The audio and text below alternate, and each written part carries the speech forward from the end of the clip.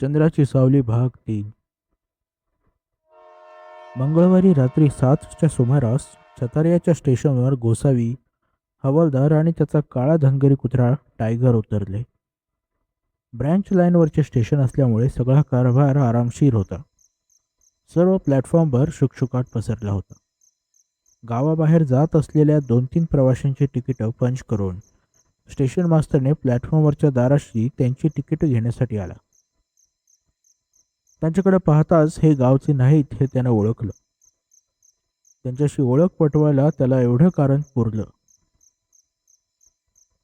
नवीन आलात? होय. गावात कोणाकडे जायचंय? आम्ही छतारे एस्टेटवर राहण्यासाठी आलो आहोत. त्याच्या तोंडून एक बारीक शेळ निघाली. गोसावी म्हणाला, आम्हाला वाटेची काही कल्पना देता येईल का? आज तुम्हाला जाणं शक्यच नाही. येथून जवळजवळ 6 मैल दूर आहे इस्टेट. आजची रात्र गावातच राहावं लागेल. एखादं वाहन, टांगा वगैरे मिळणार नाही का? टांगे आहेत, पण सूर्यास्तानंतर कोणी तिकडे येणार नाही. ठीक आहे, एखादी चांगली खानावळ. तुमची हरकत नसेल तर माझ्याकडे राहिलात आजची रात्र तरी चालेल. गाव ही लांब आहे स्टेशनपासून. हरकत कसली? आपली मदत तर अवश्य घेऊ. मास्तरांनी एकुलत्या एक पोर्टरला हाक मारली.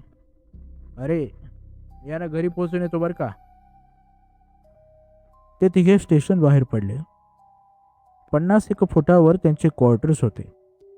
बाहेरच्या फाटकाचा कर आवाज होताच आतल्या खोलीतून बाबा बाबा करीत एक 4 वर्षाचा छोकरा धावत आला. त्याला कडेवर उचलून घेत मास्तर आत शिरले व त्यांनी या दोघांना आपल्या पाठोपाठ येण्याची खूण केली. बाहेरच्या खोलीतच दोघं बसले. मास्तरांची पत्नी आतून बाहेर आली होती. तिला त्यांनी सांगितलं की आजची रात्र हे दोघे जण आपल्याकडे राहणार आहेत. एव्हाना गोसावीने अंदाज केला होता की मास्तरांचं वय 35च्या आसपास आणि त्यांच्या पत्नीचं वय 30च्या आसपास असावं. हात तोंड वगैरे धुवून चहा घेतल्यानंतर त्यांना मास्तर म्हणाले, तुम्ही दोघे इथंच थांबा. 9 पर्यंत माझी ड्युटी आहे. मग आपलं जेवण वगैरे होईल. मास्तर, इतका वेळ तुम्ही मला बोलायची संधीच दिली नाही. आपलं नाव सुद्धा मी अजून विचारलं नाही. शर्मा. शर्मा माझं नाव. शर्माजी, आपली आमच्यावर फार मेहरबानी राहील. राहू द्या हो. कंपनीला कोणी असलं की आम्हालाही बरं वाटतं. रात्री जेवायला त्यांच्या पत्नीने चांगला बेत केला होता. जेवण झाल्यावर तिघेजण खुर्च्या घेऊन व्हरांड्यात बसले. शर्माजींना पानाचा खूप शौक होता. त्यांच्या परवानगीने गोसावीने सिगारेट आणि हवालदारने आपली काळी चिलम शिलगावली.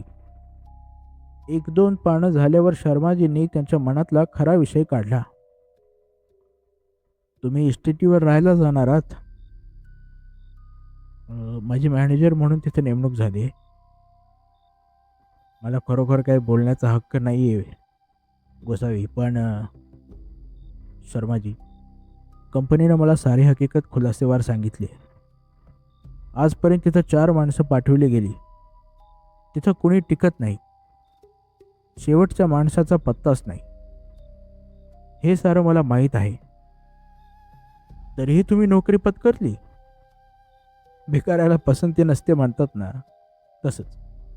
गोसावी, मी इथं 3 वर्ष काम करतोय. आपल्या कंपनीतर्फे आलेले 4ही जण माझ्या चांगले ध्यानात आहेत.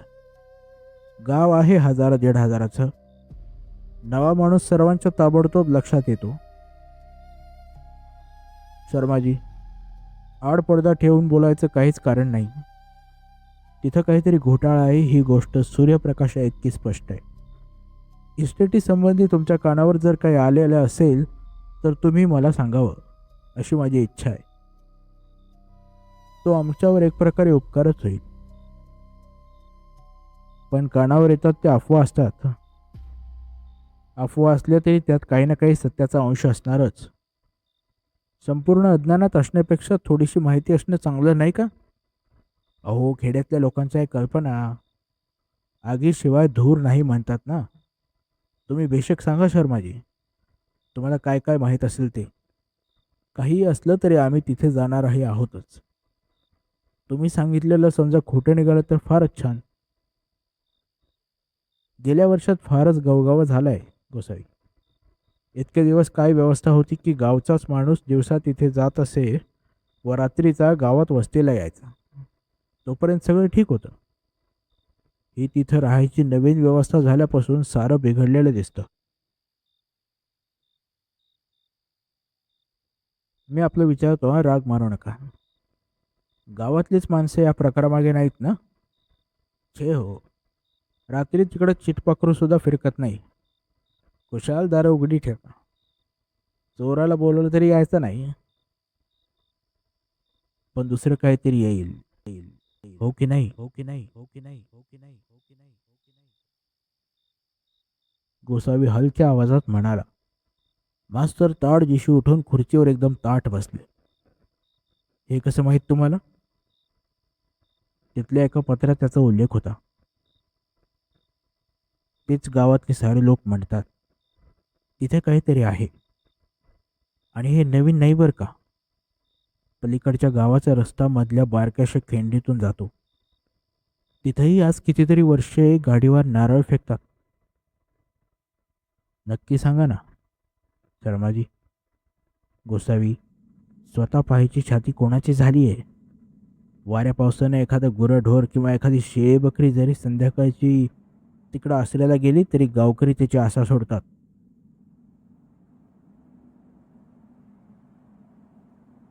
ती परत कधी दिसायची नाही याची त्यांना खात्री असते.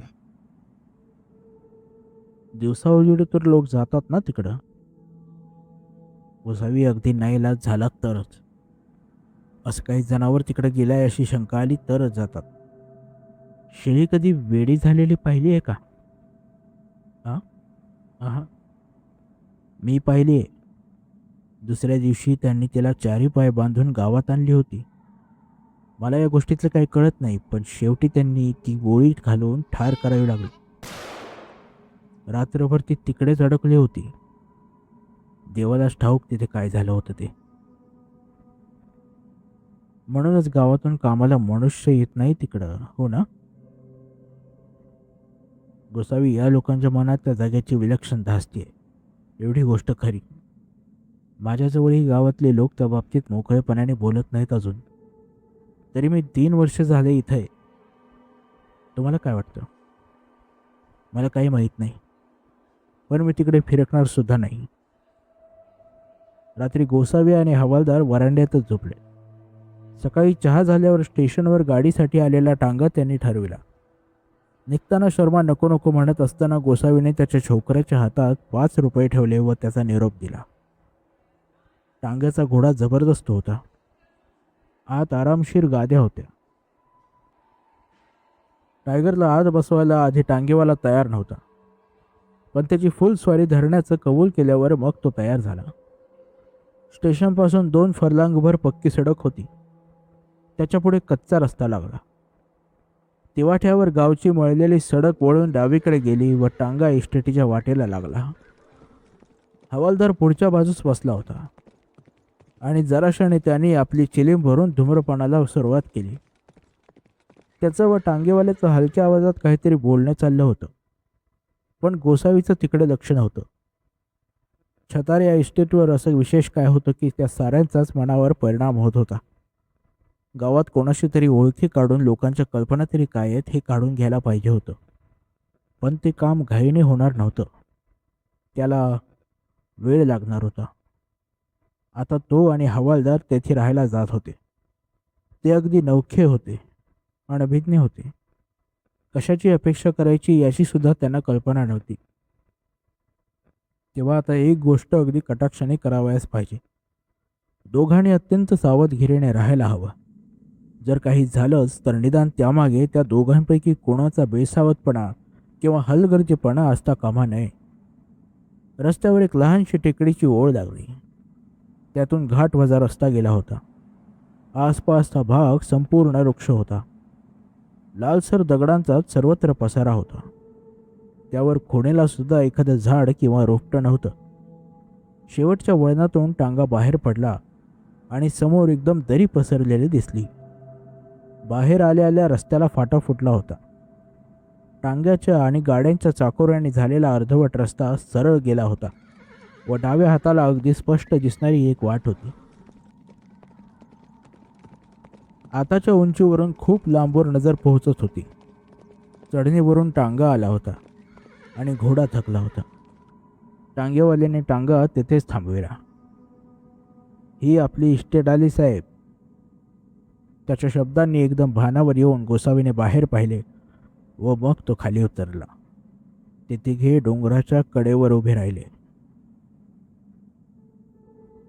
पायाजवळ टायगर होता. हातातला चाबूक डावीकडे लांब करीत टांगेवाला म्हणाला, इथून अर्ध्या मैलावर इस्टेटीची हद्द सुरू होते. पूर्वी तिथे एक फाटक होतं, पण आता केवळ पडकी भिंत आणि दगडी खांबच राहिले. त्या हिरव्या झाडीपाशी मोठा बंगला आहे. तो इथून जवळजवळ 2 मैल आहे. तिथपर्यंत इतपत रस्ता आहे. गोसावीने त्याला सहज विचारले, आणि हा आपल्या समोरचा रस्ता कुठे जातो?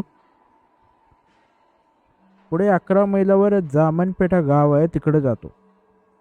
पण आताशी गावकरी हाही रस्ता सोडून वळणाच्या रस्त्याने जातात. इस्टेट कुठपर्यंत आहे? कोणास माहीत. एवढा आत कोण जातो? पलीकडे ती टेकडी दिसते ना, ती ती ती इस्टेटमध्येच येते. पण इतका आत कोण जाणार आहे, नाही का? मोठ्या नवलाने गोसावीने आपली नजर इस्टेटीवर टाकली. त्याच्या पायाखालून निघालेला रस्ता स्पष्ट होत होत वाळलेल्या गवतात अदृश्य झाला होता. अजून त्याचा इस्टेटीशी व्यक्तिगत संबंध आला नव्हता. बरं वाईट मत बनलेलं नव्हतं. तोपर्यंत परकेपणाने वस्तुनिष्ठ मनाने त्याला सर्व काही पाहणं शक्य होतं. एकदा त्यात गोवला गेला की मग ग्रह उत्पन्न होतील. मित्रत्वाची किंवा शत्रुत्वाची भावना निर्माण होईल व मग हे जमणार नाही. टांगेवाल्याने दाखविलेली लांबवरची झाडी त्याने निरखून पाहिली. तिथे काहीतरी चमकत होते. एखादा ओढा किंवा झरा असेल. त्याच्या मागेही झाडी होती. जवळजवळ लांबवर दिसणाऱ्या टेकडीच्या पायथ्यापर्यंत ती पोहोचली होती. ती एक टेकडी सोडली तर आता दृष्टी वेधून घेण्यासारखं, नजरेत भरण्यासारखं काहीही दिसत नव्हतं. तो त्याच्याबरोबर हवालदार आणि टायगर असे तिघे परत टांगेत चढले. जाऊ द्या, हवालदार म्हणाला. आता रस्त्याला उतार होता. घोडाही ताजातवाना झाला होता. सर्वांच्या अंगाने हिसके देत टांगा सपाट्याने खाली उतरला. त्याच गतीने त्यांनी आपला प्रवास पुढे चालू ठेवला. टांगेवाल्याच्या चाबकाच्या रोखाने गोसावीने पाहिले आणि आता त्याला एका पडत्या भिंतीचे अवशेष दिसले व मग दगडाचे बांधलेले पण आता विच्छिन्न झालेले 2 मोठे स्तंभही दिसले. त्यांच्यात जर पूर्वी फाटक असेल तर ते खूप मोठं, उंच आणि मजबूत असलं पाहिजे. आता ते खांब त्याच्या समोर आले. टांगेवाला उभा राहिला होता आणि चाबकाच्या फटकाऱ्याने घोड्याला तुफान दौडीत होता. त्या माऱ्याखाली घोड्याने आपली चौक चाल सोडून दौडच मारायला सुरुवात केली. हिसके खात भरधाव वेगाने टांगा त्या खांबातून आत गेला आणि 2 गोष्टी एकदम घडल्या. घोडा एकदम बिथरला. मागच्या 2 पायांवर उभा राहिला. पुन्हा पुन्हा त्याच खुराने जमीन उकरू लागला आणि खिंकाळायला लागला. आणि इतका वेळ पुढच्या पंजावर डोके ठेवून शांत बसलेला टायगर एकदम 4 पायांवर उभा राहिला. त्याच्या सर्वांगावरचे केस दाट झाले होते. आधीच लालभडक असलेले डोळे आता उग्र झाले होते आणि त्याच्या रुंद छातीतून अगदी खोलवरून गुरगुरण्याचा आवाज येत होता. टांग्याच्या बाजूने तो दोन्हीकडे पाहत होता आणि आतल्या आत गुरगुरत होता. टांगेवाल्याने घोड्याला आणि हवालदाराने टायगरला हळूहळू बोलून चुचकारून शांत केलं व मग पुढचा प्रवास सुरू झाला.